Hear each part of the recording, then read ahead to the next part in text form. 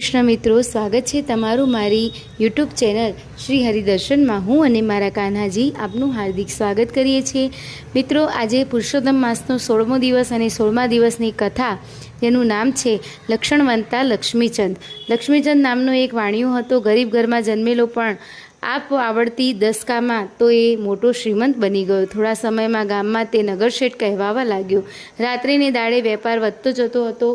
સૌ કોઈ નગર શેઠને ઘર પૂછતા આવે। લક્ષ્મીચંદ શેઠ એક વાતમાં ભારે ટીકેલો। તેની ટેક એવી હતી કે આંગણે કોઈ ભિખારી આવે તો પૈસો કે મુઠ્ઠી અન્ન પણ ન આપે। જેમ જેમ તેમની ધનવાન લેખે નામના વધતી ગઈ, તેમ તેમ ભિખારીઓની સંખ્યા પણ તેમને આંગણે વધતી ગઈ। શેઠે ભિખારીઓને ખૂબ ત્રાસી ગયા અને પોતાની હવેલીમાં એક મોટું ભોંયરું જણાવ્યું। કોઈ ભિખારી આવીને માગે તો શેઠ કહે, ચાલ ભાઈ, જે જોઈએ તે આપું કંઈ ભોંયરામાં લઈ જાય અને પૂરી દે। 2 દિવસ ભૂખ્યો રાખી કાઢી મૂકે। આમ હંમેશા કોઈને કોઈ ભિખારી આવે ને શેઠ ભોંયરામાં પૂરે। શેઠની આ કુટેવથી પડોશીઓ ત્રાસી ગયા હતા। એવામાં પુરુષોત્તમ માસ આવ્યો। શેઠની પડોશમાં દયારામ નામે બ્રાહ્મણ રહે। તેણે પુરુષોત્તમ માસનું વ્રત કર્યું અને આખોય મહિનો એક જ પ્રાર્થના કરી કે ભગવાન શેઠને સદબુદ્ધિ આપો અને ભિખારીઓના આ ત્રાસમાંથી મુક્ત કરો। દયાળુ બ્રાહ્મણનો જીવ શેઠના અમાનુષી વર્તનથી ત્રાસ પોકારી ઉઠતો હતો। પુરુષોત્તમ માસ પૂરો થયો। દયારામને રાત્રે ભગવાને સ્વપ્નમાં દર્શન દીધા અને કહ્યું, વત્સ, તારે જે જોઈએ છે તે જો જોઈએ એ માગ। દયારામ હાથ જોડીને બોલ્યા, ભગવાન, શ્રીમંતને શું ખાવું તેની ચિંતા અને ભૂખ્યાઓને શું ખાઈશું તેની ચિંતા। જગતમાં આવું કેમ હશે? જો આપ આહારા પર પ્રસન્ન થયા હોવ તો શેઠને સદબુદ્ધિ આપો કે ભિખારીઓને ખાવા ભલે ના આપે પણ તેના ઉપર ત્રાસ ન વર્તાવે। ભગવાન હસીને બોલ્યા, વત્સ, પૂર્વજન્મમાં શેઠના પુણ્યનો ઉદય થયો છે, એટલે મારાથી પણ તેમનો વાળ વાંકો થઈ શકે તેમ નથી।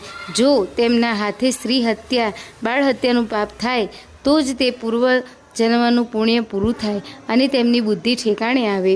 આટલું કહી ભગવાન અંતર્ધ્યાન થઈ ગયા। સવારે દયારામને રાતના સ્વપ્નની વાત પોતાના ધર્મપત્નીને કરી। 1-2 દિવસે વીતી ગયા। દયારામની પત્ની પોતાનો પતિ જ જાણી તેમ ભિખારણના વેશે શેઠ લક્ષ્મીચંદને ત્યાં ગઈ અને હઠપૂર્વક ભિક્ષાની માંગણી કરી। શેઠે આ બ્રાહ્મણીને પણ ભોંયરામાં પૂરી દીધી। બ્રાહ્મણી સગર્ભા હતી, એટલે ગૂંગણા પણ થાય એવા આ ભોંયરામાં માત્ર 8 કલાક જીવીને મરણ પામી। અહીં દયારામે પોતાની પત્નીની શોધખોળ કરી મૂકી। શેઠનો એક મુનિ દયારામની પત્નીને ઓળખી ગયો અને તેણે દયારામને ખબર આપી દીધી। મુનિમની આ વાત સાંભળી દયારામ ત્યાંના રાજાની પાસે ગયો અને કહ્યું, મહારાજ, આપ તો ન્યાયી અને પ્રજાપાલક છો, નગર શેઠને ન્યાય કરો। બિચારા ગરીબજનોનું અત્યંત દુઃખ દે છે। મારી પત્નીને તેણે ભોંયરામાં પૂરી છે। રાજાએ કહ્યું, એ બ્રાહ્મણ, તારી વાત સાચી છે।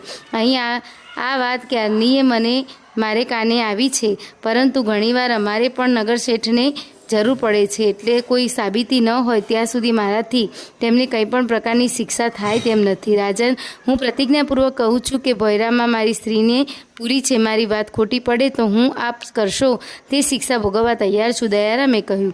રાજાને હવે હિંમત આવી અને તેણે બ્રાહ્મણ સાથે સૈનિકો બોલાવ્યા। બ્રાહ્મણ નગર શેઠને ઘરે આવ્યો અને ભોંયરું ઉગાડ્યું। સૈનિકોએ અંદર પૂરેલા 5 ભિખારીઓ અને એક ભિખારણને બહાર કાઢ્યા। ભિખારણને જોતા શેઠ હકતાઈ ગયા। દયારામ ભયાનક ચીસ નાખી અને સૈનિકોને પણ વિચાર પડી ગયો, આ નિરાધાર ભિખારણનું પ્રાણ પંખેરું ઉડી ગયું હતું। દયારામે ત્રાળ પાડી, શેઠ, મારી સગર્ભા પત્નીને તમે ભોંયરામાં પૂરી મારી નાખી। ભગવાનની આ સહન નહીં થાય અને તમને આનું ફળ અવશ્ય મળશે। બ્રાહ્મણી સગર્ભા હતી। શેઠને સ્ત્રી હત્યા અને બાળ હત્યાનું પાપ લાગે અને ભિખારીના ત્રાસમાંથી છૂટે એ માટે તેણે પોતાની પત્નીનું જ બલિદાન આપ્યું હતું।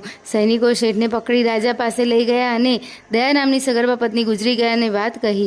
રાજાએ પોતાની આંખ ફેરવી શેઠનું ભયંકર અપમાન કર્યું અને કારાવાસમાં તેમને પૂરી દીધા। બધી સંપત્તિ જપ્ત કરી। ઘડી પહેલાંના કરોડપતિ લક્ષ્મીચંદ ઘડીકભરમાં ગરીબ કેદી બની ગયા।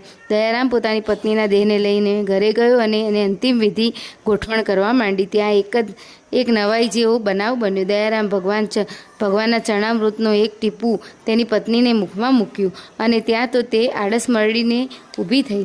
બ્રાહ્મણી એ આંખો ખોલી એટલામાં એકાએક સાક્ષાત પુરુષોત્તમ પ્રગટ થયા. બધા શ્રી પુરુષોત્તમ ભગવાનનો જય બોલી ઉઠ્યા. દયારામ પોતાની પત્નીને સજીવન થયેલી જોઈ ભગવાનના ચરણોમાં નમી પડ્યો. બીજે દિવસે દયારામ બ્રાહ્મણ રાજા પાસે ગયો અને કહ્યું, મહારાજ, મારા પર અનુગ્રહ કરો અને લક્ષ્મીચંદને છોડી મૂકો. મારી પત્ની પ્રભુની કૃપાથી જીવતી થઈ ગઈ છે. રાજાએ બ્રાહ્મણની માંગણીથી લક્ષ્મીચંદને છોડી મૂક્યો અને તેની તમામ સંપત્તિ લઈ લીધી. લક્ષ્મીચંદ પોતાના કાળા કરતૂત માટે જીવનભર પસ્તાયો. આખા નગરમાં બ્રાહ્મણીના અસહાય ભિક્ષુકો માટેના બલિદાનના વખાણ થવા લાગ્યા.